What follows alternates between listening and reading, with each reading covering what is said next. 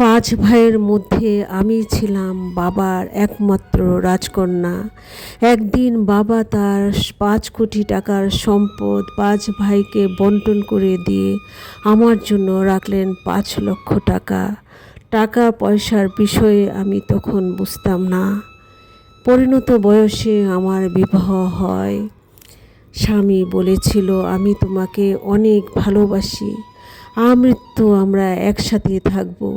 কিন্তু 2 বছর যেতে সে পরকীয়ায় লিপ্ত হয়ে আমাকে ছেড়ে চলে যায়। একমাত্র পুত্রকে অতি কষ্টে আমি মানুষ করেছিলাম। তারও বিবাহ হয়। একদিন তার স্ত্রীর কথায় সে আমাকে বৃদ্ধাশ্রমে রেখে আসে।